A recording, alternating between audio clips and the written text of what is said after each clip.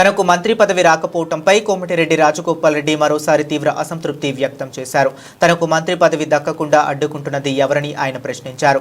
తనను పార్టీలోకి తీసుకున్నప్పుడు తాను కోమటిరెడ్డి వెంకటరెడ్డి అన్నదమ్ములం అనే విషయం పార్టీ హైకమాండ్ కు తెలియదా అని అసహనం వ్యక్తం చేశారు. అన్నదమ్ములం ఇద్దరం సమర్థులం అయినప్పుడు ఇద్దరికి మంత్రి పదవులు ఇస్తే తప్పేముందని ప్రశ్నించారు. కొంత ఆలస్యమైనా ఓపిక పడతానని, కానీ తనకు మంత్రి పదవి ఇవ్వాల్సిందేనని ఆయన డిమాండ్ చేశారు. పార్లమెంట్ ఎన్నికల సమయంలో తనకు మంత్రి పదవి ఇస్తామని మాట ఇచ్చారని, ఒడ్డు దాటే వరకు ఓడ మల్లయ్య, ఒడ్డు దాటాక బోడి మల్లయ్య అని చందంగా పరిస్థితి ఉందని రాజగోపాల్ రెడ్డి మండిపడ్డారు. 9 మంది ఎమ్మెల్యేలు ఉన్న ఖమ్మం జిల్లాకు 3 మంత్రులు ఉన్నప్పుడు 11 మంది ఎమ్మెల్యేలు ఉన్న నల్గొండ జిల్లాకు 3 మంత్రులు ఉంటే తప్పేంటని ప్రశ్నించారు. ఎంపీ, ఎమ్మెల్సీ, ఎమ్మెల్యేగా చేసిన తాను మంత్రి పదవికి అన్ని విధాల అర్హుడని చెప్పారు. సమీకరణాలు కుదరలేదని అంటున్నారు. ఎందుకు కుదురుతారో సమీకరణం? మనసుంటే మార్గం ఉంటుంది.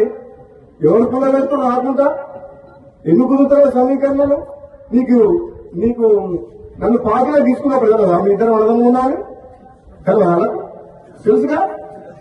మన పార్లమెంట్ ఎన్నికలప్పుడు రెండోసారి ప్రామిస్ చేసి మాటిచ్చినప్పుడు కదా మీ ఇద్దరు అర్థం అంటే అది ఎట్లుందంటే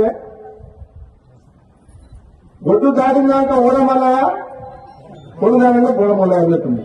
ఇప్పుడు సమీకరణం కుదురుతలేమని మన బట్టి విక్రమార్క గారు అంటుంది. ఏం కుదురుతలేవు? 9 మంది ఎమ్మెల్యేలు ఉన్న ఖమ్మం జిల్లాలో 3 మంత్రులు ఉన్నారు. ఎంతమంది ఉన్నారు?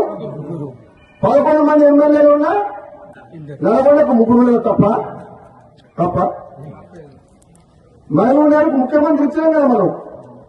రేవంత్ రెడ్డికి ముఖ్యమంత్రి ఇచ్చినప్పుడు ఇద్దరన్న మీద తప్పేంది? ఇదే నమ్మడం లేవాలన్నా తక్కువ ఇద్దరికిద్దరే గట్టలమే ఇద్దరం. నేనేమంటున్నా, పదవి ఎవరికి ఎప్పుడు ఇవ్వాలని కాంగ్రెస్ పార్టీ అధిష్టానం నిర్ణయం తీసుకుంటది.